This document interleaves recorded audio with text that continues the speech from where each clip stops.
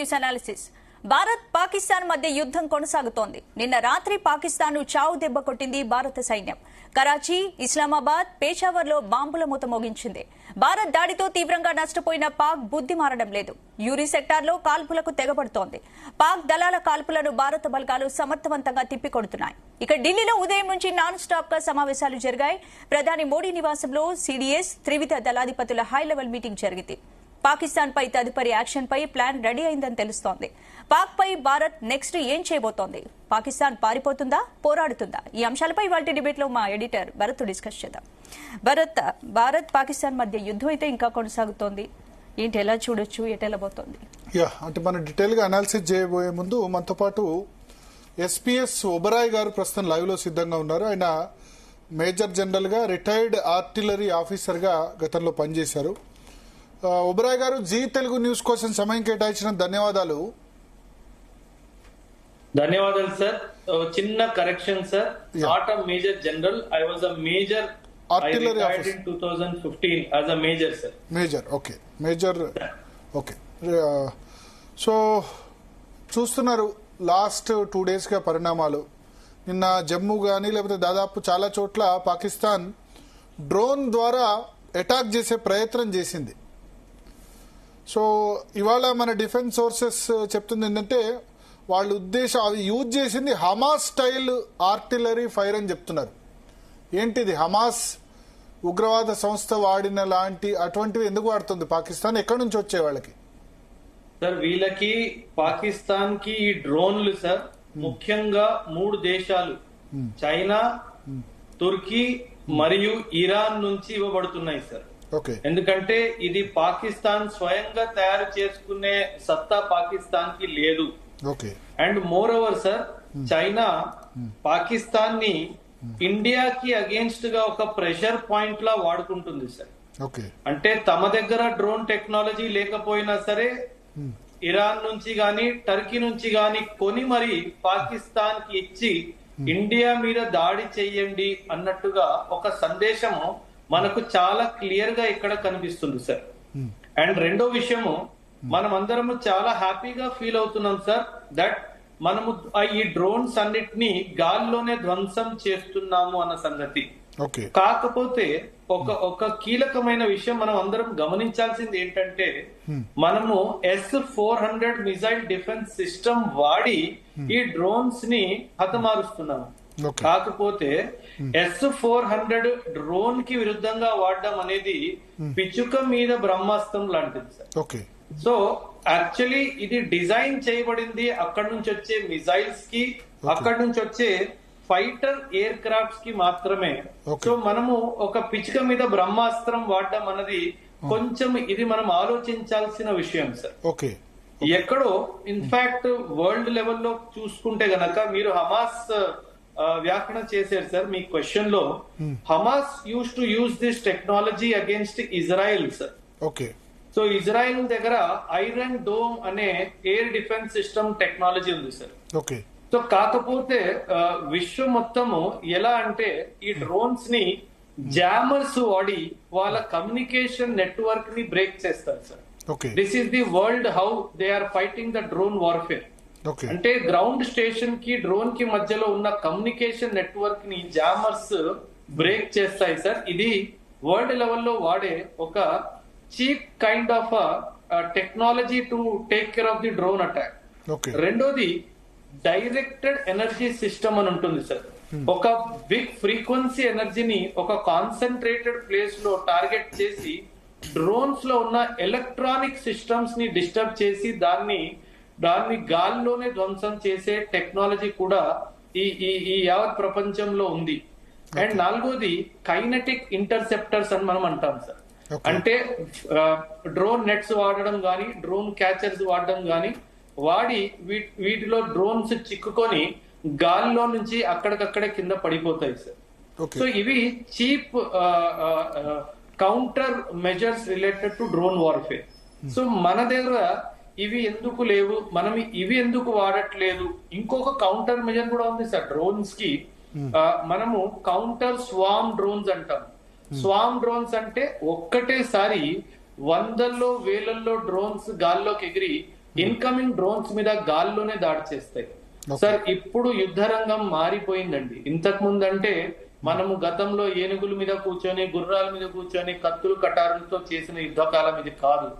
ఇప్పుడు యుద్ధము గాల్లో డ్రోన్ల ద్వారా, మిజైల్ ద్వారానే అవుతుంది.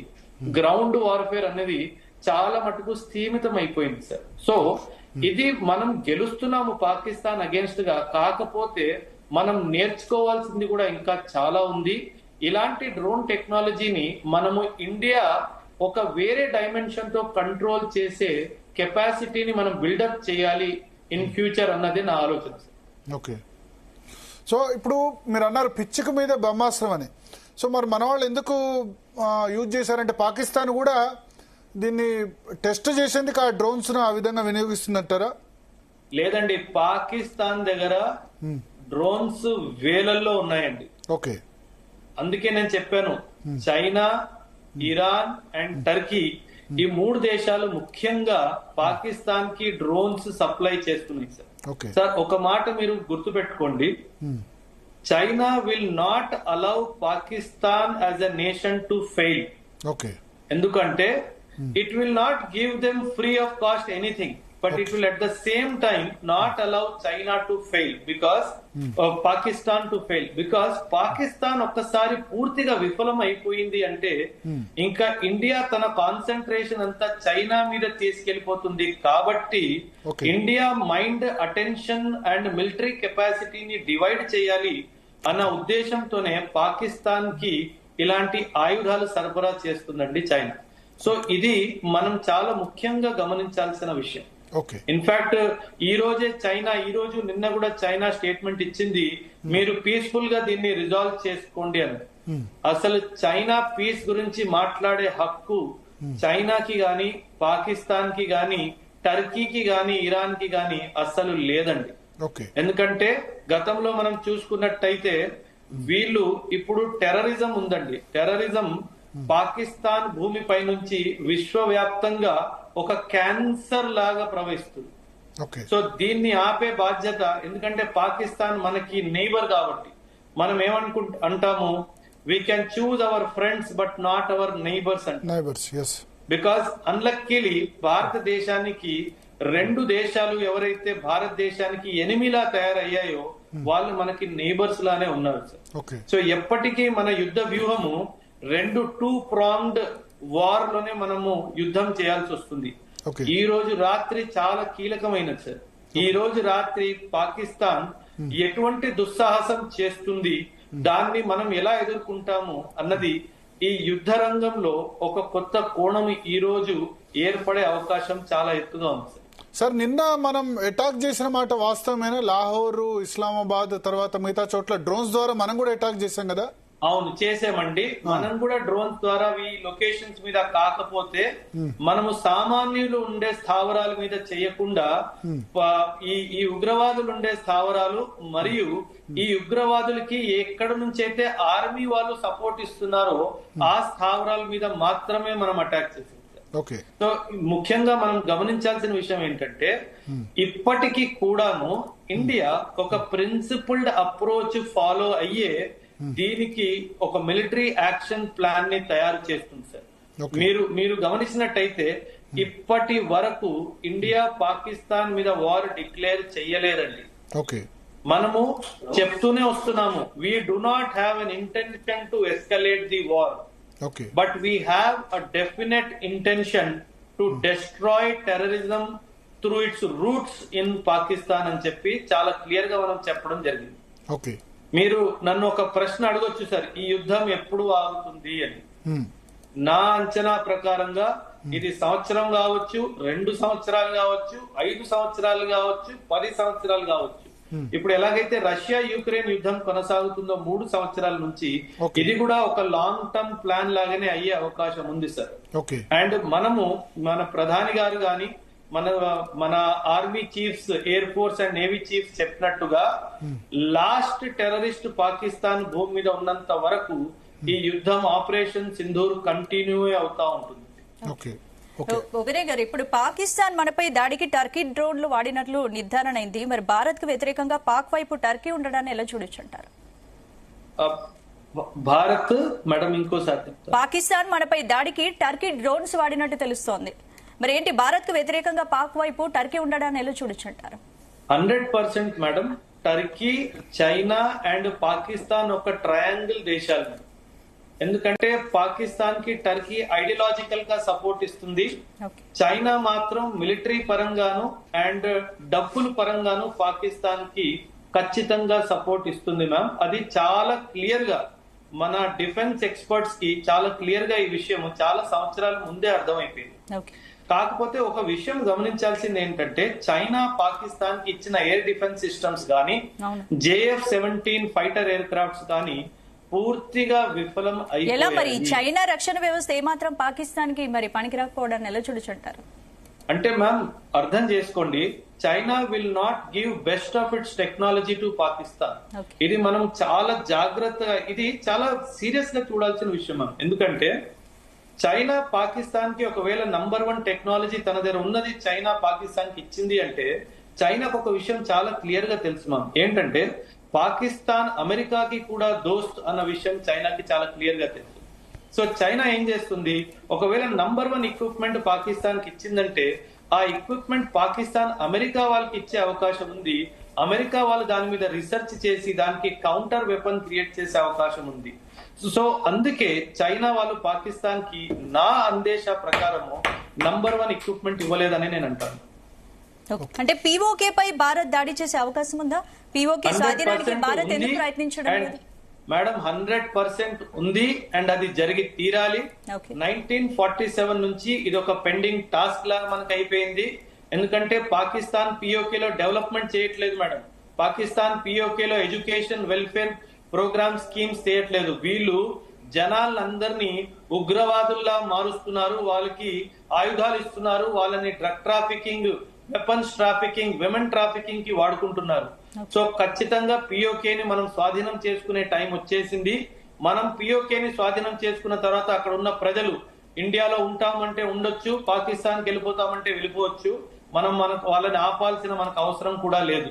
కాకపోతే ఆ భూమి మనది, ఆ స్థలం మనది. పిఓకేకి చెందిన 1 ఇంచు కూడా పాకిస్తాన్ కబ్జాలో ఉండాల్సిన అవసరం ఇంకా లేదు. సరే, ఒకటి ఇప్పుడు మీరు అన్నారు 2-3 సంవత్సరాల పాటు యుద్ధం కొనసాగే అవకాశం ఉంది రష్యా ఉక్రెయిన్ లాగానే. బట్ ఫైనాన్షియల్ గా పాకిస్తాన్ తట్టుకుంటుందా 2-3 సంవత్సరాల పాటు యుద్ధాన్ని? నేనేం చెప్పాను సార్, పాకిస్తాన్ తన బలం మీద యుద్ధం ఆడట్లేదు. పాకిస్తాన్ కి వెనక బలం ఆర్థికంగా చైనా, ఐడియాలజికల్ గా టర్కీ అండ్ వెపన్స్ రూపంలో టర్కీ, చైనా మరియు ఇరాన్ సపోర్ట్. వాళ్ళు కూడా ఎన్ని రోజులు ఇస్తారు సార్? వీళ్ళు పాకిస్తాన్ అడుక్కోవడంలో ఎక్స్పర్ట్స్. వీళ్ళు కొత్త కొత్త దేశాలు వెతుక్కొని అక్కడ ముస్లిం జనాభా ఎక్కువ ఉంటే మేము ముస్లిం ప్రజల్ని కాపాడుతున్నాము అన్న ఒక కార్డ్ ని ప్లే చేసి వీళ్ళు డబ్బులు ఏదో విధంగా, నేను చెప్పాను కదా పాకిస్తాన్ అడుక్కోవడంలో number 1 country in the world. So వీళ్ళకి రకరకాల ఆలోచనలు, రకరకాల విధాలు తెలుసు ఎలా అడుక్కోవాలో. వీళ్ళు ఏదో విధంగా అడుక్కొనైనా తీసుకొచ్చి 3-4 సంవత్సరాలు అయినా సరే ఈ పోరాటాన్ని కొనసాగించే అవకాశం గట్టిగా ఉంది. సో అంటే మరి మీరు చెప్తున్న దాని ప్రకారం మరి భారత్ ఎట్లా ఈ 3-4 సంవత్సరాలు లాంగ్ టర్మ్ వారంటే వాళ్ళంటే ఎకనామిక్ పరంగా ఏం లేదు, అడుక్కుంటారు, బిచ్చం అడుక్కునేది కూడా సిద్ధం. బట్ మన ఎకానమీ గ్రోయింగ్ ఎకానమీ కదా, నెంబర్ 4 ఇన్ ఎకానమీ. మన ఈ లాంగ్ టర్మ్ యుద్ధం మనకు మంచిది కాదు కదా సార్. కాకపోతే మీరు కూడా అర్థం చేసుకోవాల్సిన విషయం ఏంటంటే ఈ టెర్రరిస్ట్ అటాక్ పహల్గామ్ లోనే ఎందుకు జరిగింది? Because Pahalgam is Anantnag district లో ఉంది sir. One of the most beautiful places in JNK. నేను అక్కడ సర్వీస్ చేశాను కాబట్టి మీకు చెప్తున్నాను. Highest tourist attraction districts in JNK sir. అది కావాలని JNK ఆర్థికంగా పెరగొద్దని, కావాలని మన భారతదేశంలో హిందువులు ముస్లింల మధ్యలో మతభేదాలు రావాలనే ఉద్దేశంతోనే జరిగిన పన్నాగం ఇది సార్. సో ఖచ్చితంగా మనం దీన్ని ఎదుర్కోవడానికి కొంచెం ఆర్థికంగా ఇబ్బందులు పడినా సరే ఈ పిఓకే ప్రాబ్లం ని once and for all finish చేసే టైం వచ్చేసింది సార్. ఓకే. సో అంటే ఇప్పుడు మొన్న మనం చేసిన అటాక్స్ ఒకటి, ఆ రోజు రాత్రి అర్ధరాత్రి 1 గంట ప్రాంతాల్లో చేసిన అటాక్స్, తర్వాత నిన్న చేసిన అటాక్స్, ఈ రెండింటి మధ్య తేడా ఏంటి? మనమేమో డైరెక్ట్ గా ప్రాణ నష్టం జరిగింది. నిన్న మనం చేసిన అటాక్స్ లో లాహోర్ లో యాంటీ డిఫెన్స్ మిసైల్ సిస్టమ్ అది ఒకటి న్యూట్రలైజ్ చేశామని చెప్పారు లాహోర్ లో. సార్ ఇక్కడ ఇంటెన్షన్ ని అర్థం చేసుకోండి sir.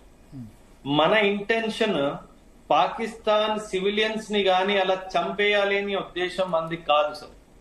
Our target is to destroy the war waging potential of Pakistan. అంతేగాని ఇప్పుడు అక్కడ పాకిస్తాన్ డిఫెన్స్ మినిస్టర్ గాని, పాకిస్తాన్ రైల్వే మినిస్టర్ గాని, పాకిస్తాన్ ఆర్మీ చీఫ్ చెప్పినట్టు హిందుస్థాన్ మే హమ్ లాషే బిఖేర్ దేంగే, లకడియా కమ్ పడ్ జాయింగి జలానే కే లియే అని ఒక వెధవ స్టేట్మెంట్ వాళ్ళు ఇచ్చారు సార్. అంటే ఇండియాలో శవాలు మునిగి తేలుతాయి అని చెప్పేసి మన ఇండియా మీద సవాల్ చేశారు సార్. మనం ఒక ప్రిన్సిపల్డ్ కంట్రీ, మనం ఒక వాల్యూ సిస్టమ్ ఉన్న దేశం సార్. మనకి శవాలు నచ్చవు సార్. అది మనదైనా అది ఎవరిదైనా సరే. కాకపోతే మన లక్ష్యము పాకిస్తాన్ మన మీద యుద్ధం చేసే ఆయుధాలు ఏవైతే ఉన్నాయో వాటిని ధ్వంసం చేయడం మాత్రమే మన లక్ష్యం. ఆ లక్ష్యం మధ్యలో ఎవరైనా వస్తే వాళ్ళని మనం హతమారుస్తామేమో, కానీ మనం లక్ష్యంగా ఎవరిని హతమార్చే ఆలోచన గాని ఉద్యమం గాని మనకు లేదండి. ఓకే. సో నిన్న జరిగిన అటాక్స్ ఎటువంటి ప్రాణ నష్టం జరగలేదా? నిన్న మనం చేసిన అటాక్స్ అక్కడ సార్ మన దగ్గర ఖచ్చితంగా 22 ఏప్రిల్ నుంచి కంటిన్యూస్ గా కొనసాగుతున్న క్రాస్ బార్డర్ షెల్లింగ్ లో పాకిస్తాన్ స్మాల్ ఆర్మ్స్ మీరు వినుంటే గనక పంజాబ్ లోను జమ్మూ అండ్ కాశ్మీర్ లో వీళ్ళు స్నైపర్ వెపన్స్ వాడుతున్నారు సార్. స్నైపర్ ఒక ఇన్ఫెంట్రీ వెపన్ సార్. స్నైపర్ సూటిగా దూరంగా ఉండే మనిషిని చంపడానికి వాడతారు సార్ ఇన్ఫెంట్రీలో. ఆ వెపన్ ఒక సివిలియన్ మీద వాడడం అనేది అసలు మానవత్వానికే సిగ్గుచేటు సార్. పాకిస్తాన్ ఎలాగో సిగ్గులేని దేశం కాబట్టి వాళ్ళకి హ్యూమన్ వాల్యూస్ విలువ, ఒక మనిషి ప్రాణం విలువ తెలియదు కాబట్టి ఒక దొంగ చాటున కూర్చొని ఒక long range small arm weapons వాడి భారతీయుల్ని పొట్టను పెట్టుకుంటుంది సార్. సో ఇలాంటి దేశం మనకి నైబర్ గా ఉన్నందుకు మనం సిగ్గుతో తల వంచుకోవాల్సి వస్తుంది. Okay okay. సో ఇప్పుడు ముఖ్యంగా నిన్నటి నుంచి కూడా పూంచ్ సెక్టార్ గానీ రాజౌరి గానీ చాలా ప్రాణ నష్టం జరుగుతుంది సరిహద్దు గ్రామాల్లో. మోర్టార్ షెల్స్ తో వాటితో వాళ్ళు చేస్తున్నారు. ఫైర్ చేయడం వల్ల దాదాపు 16 మంది చనిపోయారు మన సివిలియన్స్ అని చెప్తున్నారు. ఇట్లా అవతల సైడ్ కూడా అదే విధంగా ప్రాణ నష్టం జరుగుతుందా పాకిస్తాన్ వైపు కూడా? సార్ జరుగుతూ ఉండొచ్చు, కానీ ఇప్పటి వరకు పాకిస్తాన్ మీడియాలో గాని మన మీడియాలో గాని మనం చేసిన దాడిలో ఇంతమంది సివిలియన్స్ చనిపోయారని ఇప్పటి వరకు నేనైతే చూడలేదండి. మీరేమన్నా చూసుంటే మరి నాకు దాని గురించి అవగాహన లేదు. ఎందుకంటే మనం వాళ్ళని టార్గెటే చేయట్లేదు కాబట్టి. ఇప్పటి వరకు ఒకవేళ సివిలియన్స్ చనిపోయి ఉంటే ఈ పాటికి పాకిస్తాన్ గట్టి ఏడుపులు స్టార్ట్ అయ్యాయి. అది అవ్వలేదు అంటే మనం వాళ్ళకి అవకాశం ఇవ్వలేదు అని మనకు చాలా క్లియర్ గా అర్థమైంది. మౌలానా మసూద్ అజార్ బ్రదర్ చనిపోయినట్టున్నారు కదా, బ్రదర్ ప్లస్ 14 మంది ఫ్యామిలీ మెంబర్స్ ఉగ్రవాద్ మన మసూద్ అజార్ వాళ్ళ సంబంధుల గురించి మాట్లాడుతున్నారా సార్? టెర్రరిస్ట్ క్యాంపుల్లో అతనిలో వాళ్ళు చనిపోయారు టెర్రరిస్టులు. మనము వాళ్ళని సివిలియన్స్ లా కౌంట్ చెయ్యట్లేదండి. Okay. Any terrorist and his family member who is living with him is also a terrorist for all practical purposes. It can be a small child, it can be a lady, but they are all terrorists for all military calculations paranga. So వాళ్ళని హతమారుస్తే మనం civilians ని చంపినట్టు కాదండి. ఇది ఒక wrong impression వాళ్ళు create చేయడానికి try చేస్తున్నారు. ఇది కేవలం సింపతి సీక్ చేయడానికి పాకిస్తాన్ వాడుతున్న ఒక స్ట్రాటజీ. ఓకే. సో ఇప్పుడు వాళ్ళు చీప్ డ్రోన్స్ తో వాటితో అటాక్ చేసినప్పుడు మీరు అన్నట్టు పిచ్చుకు మీద బ్రహ్మాస్త్రం లాగా మనం వాటిని యూజ్ చేస్తున్నాం అని చెప్తున్నాను కదా డిఫెన్స్ సిస్టమ్. ఎట్లా మరి దాన్ని ఎదుర్కోవడానికి ఎట్లా సరిపోతుంది దాన్ని? సార్ అందుకే నేను అన్నాను మన దగ్గర S-400 మిజైల్ డిఫెన్స్ సిస్టమ్ ఏదైతే ఉందో అది మన దగ్గర ఓన్లీ 5 యూనిట్సే ఉన్నాయి. నాకు కూడా ఒక ఆలోచన ఏమొస్తుందంటే పాకిస్తాన్ మీద ఇలా భారతదేశం S-400 మిజైల్స్ డిఫెన్స్ సిస్టమ్ ఇలా డ్రోన్ల మీద వాడేస్తే రేపు పాకిస్తాన్ మన మీద మిజైల్స్ అండ్ ఫైటర్ జెట్స్ వాడినప్పుడు మన దగ్గర మనల్ని కాపాడడానికి ఏముంటది అన్నది నేను కూడా ఒక విధంగా ఆలోచిస్తున్నాను సార్. సో నేను అన్నట్టుగా జామింగ్ డివైజెస్ కానీ, కైనెటిక్ ఇంటర్సెప్టర్స్ కానీ, టార్గెటెడ్ డైరెక్టెడ్ ఎనర్జీ సిస్టమ్స్ వాడి ఈ డ్రోన్స్ ని మనం కింద పడేయడానికి ట్రై చేస్తే చాలా బాగుంటుంది. ఐఎమ్ షూర్ మన భారతదేశము ఇజ్రాయిల్ తో పలు రాష్ట్రాలతో ఖచ్చితంగా మాట్లాడి ఈ టెక్నాలజీని ఇండియాని ఎంత వీలైతే అంత త్వరగా తెచ్చుకుంటే మనందరికీ మంచిదండి. ఓకే, సో ఇప్పుడు ఇంత తొందరగా తీసుకురావడం సాధ్యమా? అది సాధ్యమవుతుందండి, ఎందుకంటే ఈ యాంటీ డ్రోన్ డిఫెన్స్ సిస్టమ్స్ ఇవన్నీ ready to use, off the shelf ఇవి అవైలబుల్ గా ఉంటాయండి. They are all ready to use. In fact మనం ఈ కౌంటర్ డ్రోన్ స్ట్రాటజీలో కౌంటర్ స్వామ్ డ్రోన్స్ అని కూడా యూజ్ చేస్తాం సార్. ఒకవేళ పాకిస్తాన్ 50 డ్రోన్లు గాల్లో పంపిస్తే మనం కూడా ఒక 100-152 డ్రోన్లు గాల్లో పంపించి ఆ డ్రోన్లు గాల్లోనే ఫైట్ చేసి ఒకరినొకరు హతమార్చుకుంటాయి. So that is what sir, ఇప్పుడు వార్ థియేటర్ భూమి నుంచి ఆకాశం వైపు మరలిపోయింది. So that is how we need to develop these kind of technologies. ఇది మనకు కూడా ఒక నేర్చుకోదగిన విషయం సార్. ఇన్ ఫ్యూచర్ మనం కూడా ఇలాంటి టెక్నాలజీని డెవలప్ చేసుకోవాలి అని ఒక మెసేజ్ కూడా మనకి వచ్చిందండి. సార్, ఇప్పుడు నిన్న కరాచీ పోర్టును డిస్ట్రాయ్ చేసిందంటూ వార్తలు వచ్చాయి. కరాచీ పోర్టు మీద మన INS విక్రాంత్ సంబంధించి అది వాస్తవమేనా? అంటే ఈ రోజు జరిగిన బ్రీఫింగ్ లో కూడా దీని గురించి వివరణ పెద్దగా జరగలేదండి. అంటే నేను చూశాను, మరి ఆ టైం వరకు అయితే దీని గురించి వివరణ రాలేదు. కాకపోతే నిన్న రాత్రి న్యూస్ లో కనుక చూస్తే కన్ఫర్మ్ అయింది that Indian navy strikes Karachi port అని చెప్పి నేను ఏదో ఛానల్లో చూసినట్టు నాకు గుర్తు.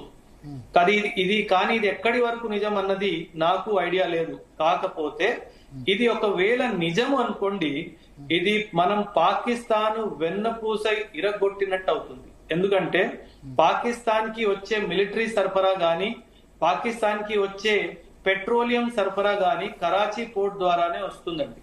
సో ఇది గనక మనము నాశనం చేసాము అంటే పాకిస్తాన్ కి రీఫ్యూయలింగ్, పాకిస్తాన్ కి రీఆర్మింగ్ చేయనివ్వకుండా మనం ఆపినట్టు ఒక చాలా పెద్ద సందేశం సార్. ఓకే, సో అంటే ఒకటి ఇప్పుడు ఈ కరాచీ కానీ, ఇస్లామాబాద్ కానీ, తర్వాత లాహోర్ కానీ ఈ సిటీస్ లో అక్కడ ఎయిర్పోర్ట్స్ దగ్గర బ్లాస్ట్ అయినట్టుగా చెప్తున్నారు చాలా చోట్ల కూడా. ఏం జరుగుంటుంది? మన వాళ్ళు అక్కడ ఈ డిఫెన్స్ సిస్టాన్ని న్యూట్రలైజ్ చేసేందుకు ప్రయత్నించారా? అంటే sir, because this is part of sabotage activity sir. దీన్ని సాబోటాజ్ యాక్టివిటీ అంటారు. సాబోటాజ్ అంటే దేన్నైనా ధ్వంసం చేయడం సార్.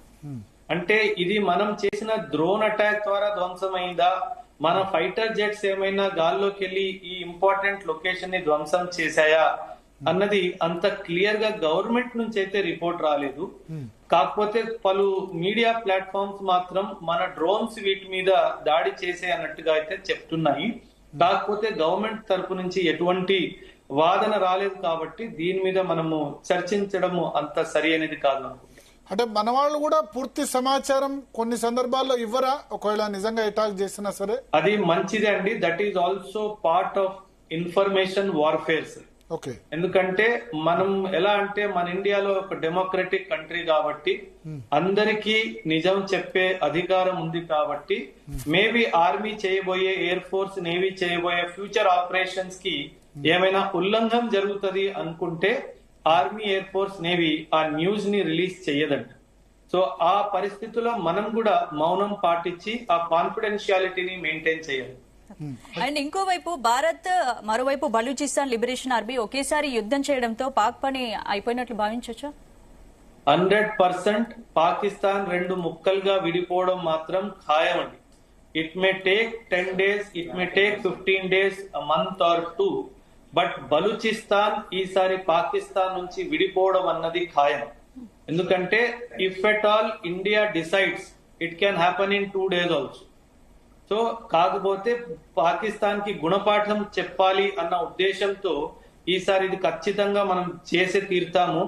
1971 రిపీట్ అవుతుందండి. 1971 లో ఎలాగైతే మనం బంగ్లాదేశ్ ని సృష్టించామో ఈసారి మనం బలూచిస్తాన్ ని సృష్టించబోతున్నాము. ఇది ఖచ్చితం, ఇది వాస్తవం, ఇది జరిగి తీరుతుంది. అంటే పాక్ ప్రధాని సైతం భారత్ దాడికి భయపడి బంకర్ లోకి వెళ్ళిపోయారని తెలుస్తోంది. అయితే పాక్ మాత్రం రఫేల్ కూల్ చేశామంటూ ఫోటో కూడా వైరల్ చేస్తోంది కదా, మరి దీన్ని ఎలా చూడొచ్చంటారు? మేడం, వీళ్ళని అసలు పాకిస్తాన్ ఆర్మీ ప్రొఫెషనల్ ఆర్మీయే కాదు. they are roadside street fighters. Okay. They don't have any professionalism. They are only trained to train the terrorist. They are only trained to bring ideological training in the terrorist. Ante వీళ్ళకు professionalism అంటూ లేదు. Joint exercises లో Pakistan army వాళ్ళని చాలా చులకనగా చూస్తారు. అసలు మీరు ఆర్మీయా అన్నట్టుగా చూస్తారు వీళ్ళు. వీరేం ఆర్మీ మేడం, పెట్రోల్ పంపులు నడుపుతున్నారు, రియల్ ఎస్టేట్ బిజినెస్ చేస్తున్నారు, ఇదే కాదు డైపర్లు అమ్ముకుంటున్నారు. అసలు ఆర్మీ చేయాల్సిన పనులేనా ఇవన్నీ?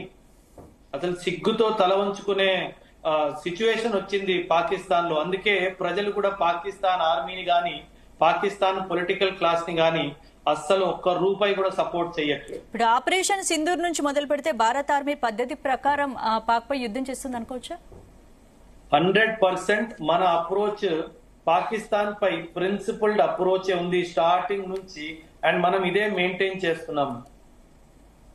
సరే, ఇప్పుడు బలూచిస్తాన్ కు మనం ఆయుధ సంపత్తి గనక ఇస్తే గనక బలూచిస్తాన్ లిబరేషన్ ఆఫ్ బలూచ్ ఆర్మీకి మనం ఇస్తే గనక అంతర్జాతీయ నియమాల ఉల్లంఘన అని ఇవ్వట్లేదు. నిజానికి వాళ్ళు చాలా గట్టిగా ఉన్నారు. వాళ్ళకి గనక సపోర్ట్ చేస్తే ఈజీగా డిస్ట్రాయ్ చేయగలరు.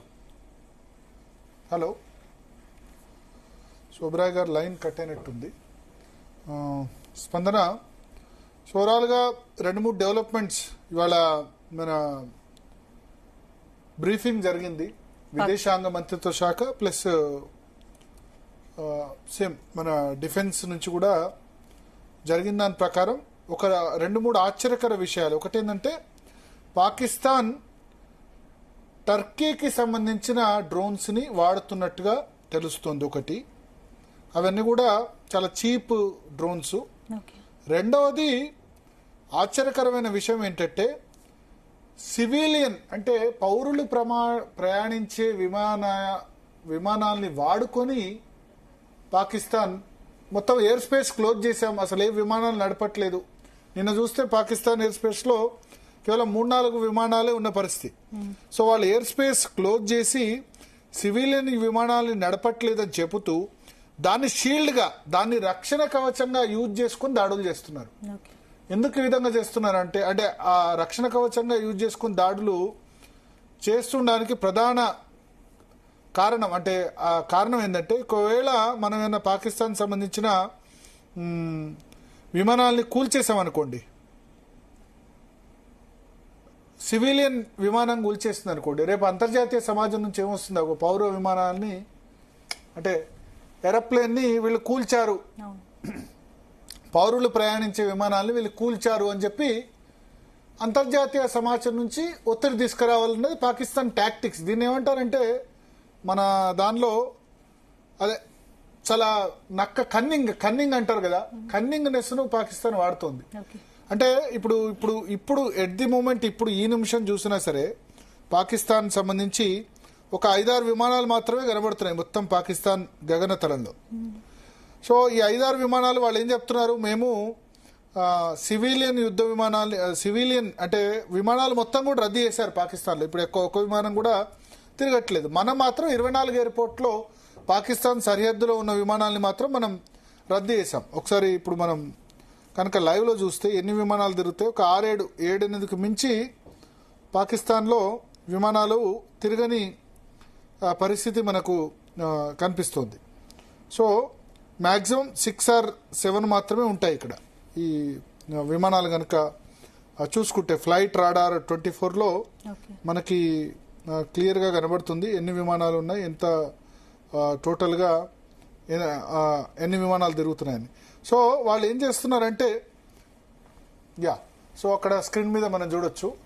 సో పాకిస్తాన్లో తిరుగుతున్నాయి ప్రస్తుతం చాలా తక్కువ విమానాలు. పాకిస్తాన్లో అక్కడ క్లోజ్గా వెళ్తే, పాకిస్తాన్ వైపు క్లోజ్గా వెళ్తే పాకిస్తాన్ సరిహద్దులో మనం అన్ని విమానాశ్రయాలు మూసేసాం, 23-24 విమానాశ్రయాలు మూసేసాం. అటువైపు పాకిస్తాన్ వైపు వెళ్తే చూడండి ఎన్ని 5-6 మాత్రమే మొత్తం దేశం మొత్తం మీద కనబడుతున్నాయి. ఈ 5-6 విమానాలు అన్ని కూడా వాళ్ళు ఏం చెప్పారంటే మేము అసలు విమానాలు తిరగట్లేదు, మొత్తం క్లోజ్ చేసామని చెప్తున్నారు. అయితే సివిలియన్ అంటే ఇప్పుడు మిగతా మన దేశంలో ఉన్నాయని కూడా Hyderabad to Delhi, Hyderabad to Mumbai, Hyderabad to Bengaluru, ఇవన్నీ కూడా విమానాలు నడుస్తున్నాయి కదా, వాటిని షీల్డ్ గా అంటే రక్షణ కవచంగా వాళ్ళు వాడుకుంటున్నారు. పర్ సపోజ్ మన వాళ్ళు దాని మీద అటాక్ చేశారనుకోండి, ఈ డ్రోన్ దాడులకు కూడా సివిలియన్ యుద్ధ విమానాలను వినియోగిస్తున్నారు పాకిస్తాన్ ఎయిర్లైన్స్ కు సంబంధించి. జస్ట్ లైక్ మన ఇండియన్ ఎయిర్లైన్స్ లాగా పాకిస్తాన్ ఎయిర్లైన్స్ కూడా, వాళ్ళకి పాకిస్తాన్ ఎయిర్లైన్స్ ఉంది, వాటితో వాడి డ్రోన్ అటాక్ చేస్తున్నారు. మనం రివర్స్ అటాక్ చేసి ఆ విమానం గనక అదైతే గనక ప్రపంచ దేశాల ముందు ఏం చెప్తారంటే మా పౌరులు వెళ్తున్న విమానాన్ని టార్గెట్ చేశారు.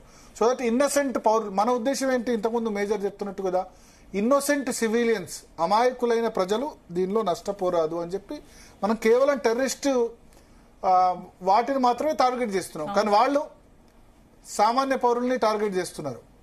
రాజౌరి గాని పూంచ్ సెక్టార్ లో వాళ్ళు కాల్పులు జరుగుతుంటే గనక ఆ విధంగా జరుగుతుంది. ఇప్పుడు ఏదన్నా సివిలియన్ విమానం పడిపోయింది అనుకోండి, పౌరులు ప్రయాణిస్తున్న విమానాన్ని గనక సేమ్ డ్రోన్ యూజ్ చేస్తున్నారు కాబట్టి దాన్ని మనం కూల్చామనుకోండి, రేపు ఏం చేస్తారు, ఒక విమానంలో ఉన్న 150 మంది 200 మంది చనిపోయారు, దానికి భారత ప్రభుత్వం దీన్ని కూల్చిందని చెప్తారు. అంటే ఫేక్ న్యూస్ కాదు, నిజంగా వాళ్ళ ప్రజల ప్రాణాలు కూడా పనంగా పెడుతున్నారు వాళ్ళు. పౌరుల ప్రాణాన్ని ఎవరు కూడా పనంగా పెట్టరు కదా. అందుకోసమే మన పౌరుల ప్రాణాన్ని ప్రణంగా పెట్టినందుకే మనం పాకిస్తాన్ బార్డర్ లో 24 ఎయిర్పోర్ట్లో ఇప్పుడు ఒక్క విమానం కూడా ఎగరట్లేదు. అమృత్సర్, జమ్మూ, మీకు పఠాన్కోట్ 24 ఎయిర్పోర్ట్లు దగ్గరలో ఉన్న వాటన్నిటి కూడా మనం మూసేసాం. సో దట్ మన పౌరులు ఎవరికి నష్టం జరగకూడదు. అంటే వాళ్ళకి వాళ్ళ పౌరుల ప్రాణాల మీద కూడా తీపి లేదు. పౌరుల ప్రాణాలు పోయినా పర్లేదు, భారత్ ను బ్లేమ్ చేయాలి. ఎందుకంటే ఇప్పటి వరకు ప్రపంచ దేశాలు అన్ని కూడా మనకు ఎందుకు దండగా నిలిచాయంటే మనం టెర్రరిస్టులను మాత్రమే టార్గెట్ చేసాం. ఎప్పుడైతే సామాన్య పౌరుల ప్రాణాలు అవుతాయో అప్పుడు అంతర్జాతీయ సమాజం సామాన్య పౌరుల ప్రాణాలు పోవద్దు అంటది కదా. ఇప్పుడు పాలస్తీనా, ఇజ్రాయెల్ విషయంలో కొన్ని సందర్భాల్లో సామాన్య పౌరులు కూడా చనిపోతున్నారు. సో ఇప్పుడు టర్కీ కాకుండా ఎవరు కూడా మద్దతు పలకలేదు పాకిస్తాన్కి. అంతర్జాతీయ సమాజం నుంచి పూర్తిగా మద్దతు కరువైపోయిన పరిస్థితి. సో అందుకని ఈ విమానాల్ని హ్యూమన్ షీల్డ్ గా, మానవ బాంబులుగా, రక్షణ కవచాలుగా వినియోగించుకొని ఈ విధంగా పాకిస్తాన్ చేస్తున్న పరిస్థితి. టర్కీ పాత్ర ఇక్కడ చెప్పుకోవాలి. టర్కీలో అక్కడ ఎడగాన్ ఉన్నాడు, అతను ఫండమెంటలిస్ట్, ఇస్లాం ఫండమెంటలిస్ట్, మతం కోసం మారణ హోమం చేసే వ్యక్తి.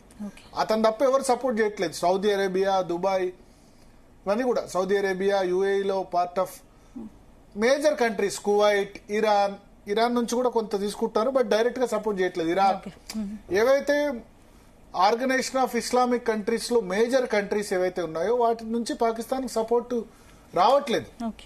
ఒక టర్కీ మాత్రమే సపోర్ట్ చేస్తుంది. మలేషియా ఇవన్నీ కూడా సపోర్ట్ చేసేవి గతంలో, కానీ అవన్నీ కూడా టెర్రరిజం ఎంకరేజ్ చేస్తున్నారని చుప్చాప్ అయిపోయిన పరిస్థితి. ఒకవేళ టర్కీలో మాత్రమే, టర్కీలో అన్ని రాజకీయ పార్టీలు కాదు, ఇప్పుడున్న అధినేత ఎడగాని మాత్రం అతను మాత్రం పూర్తిగా ఫండమెంటలిజం. ఎందుకంటే టర్కీ ఆసియా, యూరోప్ మధ్యలో ఉంటుంది. కొంత Europe culture mixed, Asia culture mixed. So Turkey కొంత ప్రోగ్రెసివ్ కంట్రీ కాస్త మళ్ళీ ఇవాళ మతోన్మాద ఛాయలకి వస్తున్న పరిస్థితి. ఇస్లాం షరియా లాను చాలా స్ట్రిక్ట్ గా అమలు చేయాలని అక్కడ అధినేత ఎడగాన్ చెప్తున్న పరిస్థితి. సో టర్కీ చాలా కీలకం. టర్కీని మనకు ఒక విధంగా పాకిస్తాన్ కి ఆయన చెప్పినట్టు ఇండైరెక్ట్ గా సాయం చేస్తుంది. సో టర్కీని కూడా గట్టిగా సమర్థంగా మనం ఎదుర్కోవాల్సిన సమయం ఆసన్నమైంది. టర్కీని కూడా ఎక్స్పోజ్ చేయాల్సిన అవకాశం అయితే ఖచ్చితంగా కనబడుతుంది. భారత్ ఇప్పుడు పాకిస్తాన్ లో లాహోర్, కరాచీ, ఇస్లామాబాద్ లను భారత్ నేరుగా టార్గెట్ చేసింది కాబట్టి ఇప్పుడు పాకిస్తాన్ పై భారత్ ఆర్మీ నెక్స్ట్ ఏం చేయబోతోంది? అంటే నెక్స్ట్ సంబంధించి ఫ్యూచర్ అంటే ఒకటి మన వాళ్ళు కూడా ఏం చెప్పారంటే డిఫెన్స్ మూవ్మెంట్స్ కానీ లేకపోతే నెక్స్ట్ జరగబోయేది కొంత రిస్ట్రైన్ పాటించాలి మీడియా అని చెప్పారు. సో ఇప్పుడైతే ఇప్పుడు జరుగుతుందైతే పఠాన్కోట్ లో, ఆనందపూర్ సాహిబ్ లో, పంజాబ్ లో ఇవన్నీ చోట బ్లాక్అవుట్ ప్రకటించారు. ఇది రొటీన్ అని చెప్తున్నారు. రాత్రి కొంత దీపాలు మూసేయండి అని చెప్తున్నారు. పంజాబ్ లోని బటియా, సాంబా ఏరియా, జమ్మూలోని సాంబా ఏరియాలో కూడా, అమృత్సర్ లో కూడా బ్లాక్అవుట్ ప్రకటించారు. Because it's a precautionary measure గా చెప్తున్నారు. పాకిస్తాన్ అయితే ఉరీ సెక్టార్ లోనే కాకుండా కుప్వారాలో కూడా ఇప్పుడు కాల్పుల విరమణ ఒప్పందాన్ని ఉల్లంఘిస్తున్న పరిస్థితి మనకు కనిపిస్తోంది. సో ఓవరాల్ గా ఇవాళ మన వాళ్ళు ఇచ్చిన బ్రీఫింగ్ మేరకైతే పాకిస్తాన్ చాలా కన్నింగ్ టాక్టిక్స్, ఆ దేశమే కన్నింగ్ దేశం. అంటే డైరెక్ట్ గా ఎదుర్కోలేదు. ఆత్మాహుతి దాడులు లేకపోతే చీప్ డ్రోన్స్ ఇవన్నీ తీసుకొచ్చి ఇప్పటికే S-400 దెబ్బకు పాక్ కకావికలమైందని చెప్పొచ్చు. ఇప్పుడు మరోవైపు భారత్ ఒక్క రాత్రితో చేసిన విధ్వంసంతో పాక్ అయితే ఇప్పటివరకు తీవ్రంగా నష్టం జరిగిందని వినిపిస్తోంది. మరి ఈ యుద్ధం అంటే నష్టం మౌలానా మసూద్ అజార్ సోదరుడు చనిపోయాడు, అతని ఫ్యామిలీ మెంబర్ చనిపోయారు. చనిపోతే దానిలో అంత్యక్రియల్లో పాకిస్తాన్ ఆర్మీ పాల్గొన్నారు. ఇంకా ఓపెన్ గా ఏముంది, టెర్రరిస్టుల అంత్యక్రియల్లో ఆర్మీ పాల్గొన్న తర్వాత ఆ పాకిస్తాన్ ఆర్మీ టెర్రరిస్ట్ ఆర్మీ. ఆయన ఇంతకుముందు చెప్పినట్టు పాకిస్తాన్ ఆర్మీ ఒక ప్రొఫెషనలిజం తో ఉండే ఆర్మీ కాదు. వాళ్ళు ఏంటంటే టెర్రరిస్టులకు, ఉగ్రవాదులకు ట్రైనింగ్ చేయడమే వాళ్ళకి లక్ష్యంగా చెప్పిన పరిస్థితి. అయితే ఒకటి, ఇప్పుడు హఫీజ్ సయీద్ అయినా, దావూద్ ఇబ్రాహీం అయినా, మౌలానా మసూద్ అజార్ అయినా వాళ్ళు కూడా భయపడి బంకర్లో దాక్కోవాల్సిన పరిస్థితి. మనం ఎక్కడ దాడి చేస్తామో అని చెప్పి చేయాల్సిన పరిస్థితి. సో మొత్తానికి ఇప్పుడు ప్రధానమంత్రి నరేంద్ర మోడీ ముగ్గురు ట్రై సర్వీస్ చీఫ్స్, అంటే త్రివిధ దళాధిపతులు, తర్వాత చీఫ్ ఆఫ్ డిఫెన్స్ స్టాఫ్తో సమావేశమయ్యారు. ఆ తర్వాత వార్ వెటరన్స్, గతంలో ఆర్మ్డ్ ఫోర్సెస్లో పాల్గొన్న రిటైర్ అయి ఉన్న మేజర్స్, జనరల్స్, మాజీ ఆర్మీ చీఫ్లు, మాజీ నావీ చీఫ్లు, ఎయిర్ చీఫ్లు వాళ్ళందరితో సమావేశమై అభిప్రాయాలు తెలుసుకున్నారు. అయితే భారత ప్రభుత్వం ఒకటి చేస్తోంది, ముఖ్యంగా హెల్త్ మినిస్ట్రీ అన్ని ఫార్మా కంపెనీల్ని, తర్వాత వాటన్నిటి అవసరమైన మందులు రెడీ ఉంచండి, స్టాక్ రెడీ ఉంచండి. పంజాబ్ కానీ, రాజస్థాన్ కానీ, గుజరాత్ కానీ, జమ్మూ కాశ్మీర్ బార్డర్ ఏరియాస్లో సరైన మందులు ఉంచాలి. డాక్టర్ అవైలబిలిటీ కూడా ఉండాలి, అంటే ఎటువంటి ఈవెంచువాలిటీకైనా సిద్ధంగా ఉండాలి. తర్వాత నిర్మలా సీతారామన్ కూడా బ్యాంక్స్తో సమావేశమై సైబర్ సెక్యూరిటీ పరంగా, పాకిస్తాన్ సైబర్ అటాక్ దిగే అవకాశం ఉంది కాబట్టి సైబర్ సెక్యూరిటీ పరంగా అలర్ట్గా ఉండమని చెప్పారు. అట్లాగే కార్గిల్లో ఇప్పుడు కంప్లీట్గా బ్లాక్అవుట్ కూడా చేస్తున్నట్టుగా తెలుస్తుంది. సో మొత్తానికి ఓవరాల్గా చూసుకుంటే కనుక ఇన్ని రోజులైనా సరే పాకిస్తాన్ దాదాపు ఒంటరి అయిపోతున్న పరిస్థితి. ప్రపంచ దేశాల ముందు ఇంకా వాళ్ళు ఒంటరి అయిపోతున్న, ఇప్పటికే పాక్ ఎంపీలు వాళ్ళ పార్లమెంట్ లేడిస్తున్నారు కదా, పాక్ నేతలు వాళ్ళ ఓటమిని అదే తిడుతున్నారు. ఏమైపోయాడు మా ప్రధాని, ఏమైపోయాడు, మనం మిసైల్ వాళ్ళ భారత ప్రభుత్వం అటాక్ చేస్తుంటే మనం ఎందుకు చేయట్లేదు. అయితే 3 వాదనలు వినిపించారు, డిఫరెంట్ వాదనలు. అంటే మనం అటాక్ చేస్తే, డ్రోన్స్ తో అటాక్ చేస్తే వాళ్ళు, నిన్న మన డిఫెన్స్ సిస్టమ్ ఏమో పూర్తిగా అడ్డుకుంది S-400 కదా, కానీ వాళ్ళు అడ్డుకోలేదు. అడ్డుకోవడానికి వాళ్ళ దగ్గర రిసోర్సెస్ లేవు. సో దానికి 2-3 రీజన్స్, డిఫరెంట్ రీజన్స్ చెప్పారు. మొన్న ఒక రీజన్ చెప్పారు, నిన్న ఒక రీజన్ చెప్పారు, ఇవాళ ఒక రీజన్ చెప్పిన పరిస్థితి. అంటే రోజుకో రీజన్ చెప్తున్నారు. మొన్న ఏం చెప్పారు, మేము దానికి సంబంధించి ఏదైతే మన మీద ఈ అటాక్ దానికి సంబంధించి 2-3 రీజన్స్. ఒకటి, ఇండియా నుంచి డ్రోన్స్ ఏవైతే చేశారో అన్నిటిని కూడా మేము షాట్ డౌన్ చేశాం. All drones launched by India, వాటన్నిటిని కూడా కూల్ చేశామని చెప్పి inter services public relations DG Ahmed Sharif 8వ తేదీ చెప్పారు. మళ్ళీ 8వ తేదీ రెండో స్టేట్మెంట్ ఏంటంటే, these drones came at an altitude of 35,000 feet, 35,000 అడుగుల కంటే ఎక్కువ ఎత్తులో డ్రోన్స్ వచ్చాయి. So they definitely had some advanced technology, maybe something like stealth, advance టెక్నాలజీతో వచ్చాయి అని చెప్పి ఖ్వాజా ఆసిఫ్ పాకిస్తాన్ రక్షణ మంత్రి మళ్ళీ స్టేట్మెంట్ మార్చారు. చాలా ఎత్తులో వచ్చాయి కాబట్టి మేము దాన్ని ఎదుర్కోలేకపోయాను. మళ్ళీ వాళ్ళ పార్లమెంట్లో ఏం చెప్తారంటే, we didn't intercept Indian drones because we didn't want to leak our locations. నిన్న వాళ్ళు డ్రోన్ అటాక్ చేస్తే మనం దాన్ని ఇంటర్సెప్ట్ చేసాం, S-400 వచ్చి దాన్ని ఆపేసింది. సరే, ఇప్పుడు మన మేజర్ చెప్పారు, అది పిచ్చుక మీద బ్రహ్మాస్త్రం. S-400 అనేది మిసైల్స్ మీద వాడాలి, డ్రోన్స్ మీద వాడాల్సిన అవసరం లేదు. కానీ మన లక్ష్యం ఏంటంటే చిన్న ప్రాణ నష్టం కూడా జరగకూడదు. వాళ్ళు అక్కడ ప్రాణ నష్టం జరిగినా దాన్ని ఎదుర్కోలేని పరిస్థితి అక్కడ. సో ఆయన ఇవాళ ఏం చెప్పారు, అది ఆ డ్రోన్స్ ని మేము ఎందుకు కూల్చేయలేదంటే, దాన్ని ఎందుకు ఆపలేదంటే, because we didn't want to leak our locations. ఆ లొకేషన్స్ ఆ డ్రోన్స్ ద్వారా తెలుస్తాయి కాబట్టి మేము దాన్ని చెప్పలేదని చెప్పారు. సో 3 రోజుల్లో 3 విధంగా మాట్లాడారు. అంటే మనం డ్రోన్ అటాక్ చేస్తే ఇప్పుడు యుద్ధ తంత్రం పూర్తిగా మారిపోయింది. ఇంతకుముందు ఏంటంటే ఆయన చెప్పినట్టు గుర్రాల మీద, ఒంటల మీద వెళ్లి డైరెక్ట్ గా వార్ చేసుకునేవాళ్ళు. ఇప్పుడు అట్లా కాదు, డ్రోన్స్ ద్వారా ప్రాణ నష్టం లేకుండా అవతల వాళ్ళని చంపే విధంగా ప్లాన్ చేస్తున్నారు. సో మనం డ్రోన్ వేస్తే వాళ్ళు ఇంటర్సెప్ట్ చేయలేకపోతున్నారు, బట్ వాళ్ళు డ్రోన్ వేస్తే మనం ఇంటర్సెప్ట్ చేస్తున్నాం. అక్కడే తేడా. అంటే పాకిస్తాన్ లో పౌరులు చనిపోవాలి, పాకిస్తాన్ పౌరులకు ఇంకా కోపం రావాలి భారతదేశం మీద, దానిలోంచి ఉగ్రవాదులు పుట్టుకురావాలి. ఆ టార్గెట్ ఏంటంటే వాళ్ళకి భారత్ మీద కోపం ఎప్పుడూ ఉండాలి. ఆ కోపంతో మాకు ఇస్లాంకి ఏదో హాని చేస్తున్నారు, ఇస్లాంకు వ్యతిరేకమైన ఉద్దేశంతో జిహాదీలు తయారు చేయాలి, వాళ్ళు వచ్చి ఇక్కడ ఆత్మాహుతి దళాలకు సిద్ధం కావాలి.